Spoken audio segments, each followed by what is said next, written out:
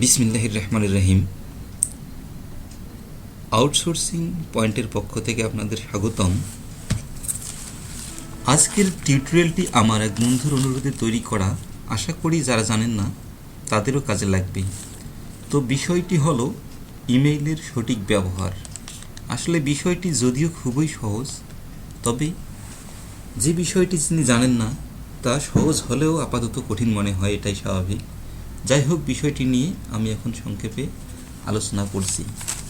তো ইমেইলের সঠিক ব্যবহার বলতে তেমন গুরুত্বপূর্ণ কোনো কাজ না। দুটি বিষয় গুরুত্বপূর্ণ, একটি হচ্ছে তথ্যের আদান প্রদান, আরেকটি হচ্ছে প্রয়োজনীয় তথ্যাদি সংরক্ষণ বা সঞ্চয়ীকরণ। তো তথ্যের আদান প্রদান, এখানে তথ্যের আদান প্রদান বলতে আপনি কাউকে কোনো চিঠি, পত্র, লেটার, অ্যাপ্লিকেশন, আপনার প্রয়োজনীয় কাগজপত্র যা আছে আপনি পাঠাবেন, সেক্ষেত্রে কম্পোজে ক্লিক করতে হবে। তো কেউ যদি আমাকে কোনো কিছু পাঠায় তাহলে আমি সেগুলো ইনবক্সে পাবো। ইনবক্সে ক্লিক করলে এখানে প্রাইমারি অপশনে শো করবে। তো যাই হোক, আমি ওদিকে যাচ্ছি না। এগুলো মোবাইল অপশনের মতো, মোবাইলে যে সেন্ড, ড্রাফট থাকে সেই অপশনগুলো আপনারা ক্লিক করলে বুঝতে পারবেন। তো আমি এখন কোনো তথ্য কাউকে প্রেরণ করব, এক্ষেত্রে কম্পোজে ক্লিক করে তার ঠিকানাটা দিব, তার ইমেল অ্যাড্রেস দিব। যেমন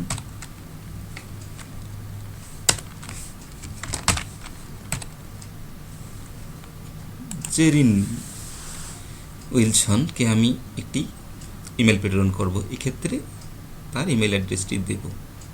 তার ইমেল অ্যাড্রেস হচ্ছে এটা, আমার পূর্বে থেকেই ছিল বলেই শুধু নামটা এখানে শো করতেছে। এর আগে একবার পাঠাইছিলাম।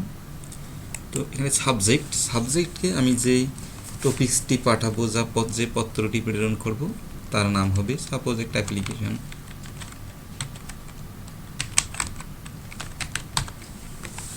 আমি প্রেরণ করব, এখানে নাম লিখে দিলাম।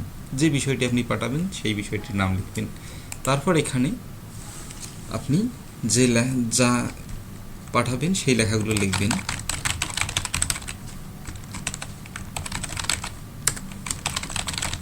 আপনার প্রয়োজনীয় কথাগুলো, আপনার প্রয়োজনীয় বার্তাগুলো এখানে লিখবেন। লেখার পর সেন্ড করলেই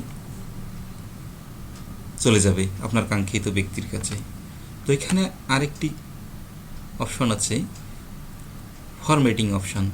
এই ফরম্যাটিং অপশানে ক্লিক করলে আপনি উপরে শো করতেছে কিছু বাটন, এই যে সান সেরিফ আমরা দেখতে পাচ্ছি, এটা হচ্ছে আপনার লেখার বিভিন্ন ফন্ট সাইজ।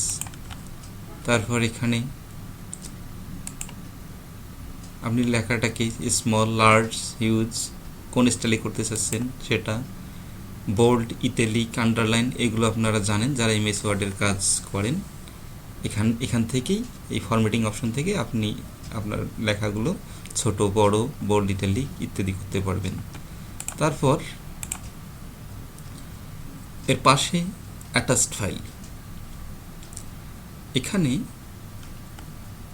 আপনি যদি কোনো ফাইল প্রেরণ করতে চান, এক্ষেত্রে আপনার পূর্বেই কিছু ফাইল তৈরি করা আছে, বা পিডিএফ ফাইল বা যে কোনো ধরনের ফাইল হতে পারে, যেগুলো আপনার সংরক্ষণে আছে, আপনি সেটা এখানে আপলোড করতে হবে। এক্ষেত্রে অ্যাটাচ ফাইলে ক্লিক করতে হবে। অ্যাটাচ ফাইলে ক্লিক করলে আপনার কম্পিউটারের যে ফোল্ডারে আপনার ফাইলটি সংরক্ষিত আছে, যেখানে আমরা দেখতে পাচ্ছি ডেস্কটপে আছে না ডি ফোল্ডারে আছে না ইয়েতে আছে, আপনার এখানে যেখানে থাকবে সেখানে ক্লিক করবেন। ক্লিক করে ফাইলটি ওপেন করলে এখানে শো করবে। আমি দেখাচ্ছি,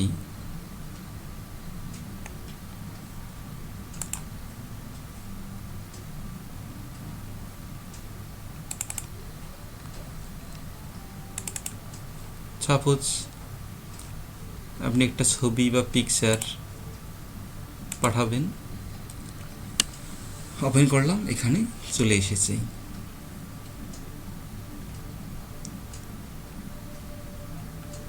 লোড নিচ্ছে। সেন্ড করলেই এই ফাইল সহ আপনার কাঙ্ক্ষিত লোক পেয়ে যাবে। এরপর পাশে দেখতেছি ইনসার্ট ইউজিং ড্রাইভ। এই ড্রাইভ অপশনে আপনি আপনার প্রয়োজনীয়, এখানে একটা কথা আমি বলছি যে প্রয়োজনীয় তথ্যাদি সঞ্চয়ীকরণ বা সংরক্ষণ।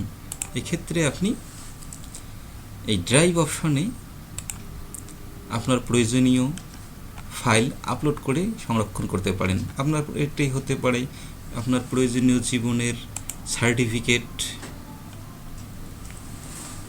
আপনার এডুকেশন লেভেলের যত সার্টিফিকেট আছে গুরুত্বপূর্ণ যেগুলো ফাইল, এগুলো আপনি এখানে সংরক্ষণ করতে পারেন। দেখা গেলো আপনার একসময় যদি বাড়ি ঘর সব কিছুই পুড়িয়ে ছারখার হয়ে যায়, আপনার অরিজিনাল তথ্যগুলো সবগুলোই হারিয়ে যায়, পুড়িয়ে যায়, কিন্তু আপনি এখান থেকে আবার পুনরায় প্রিন্ট করে আপনার কাজে লাগাতে পারবেন। এটি হচ্ছে এর গুরুত্বপূর্ণ ব্যবহার। এর পাশে আমরা দেখতেছি ইনসার্ট ফটো। এখানে আপনি আপনার প্রয়োজনীয় ফটো, আপনার ফটো অ্যালবাম এখানে আপলোড করে সংরক্ষণ করতে পারেন। তো এটাই হচ্ছে ইমেইলের গুরুত্বপূর্ণ ব্যবহার। আশা করি আপনারা বুঝছেন। তো প্র্যাকটিস করলে 2-1 তথ্য আদান প্রদান করলে আমার চেয়ে আরও ভালো বুঝবেন। এ পর্যন্তই, ভালো থাকবেন। খোদা হাফেজ।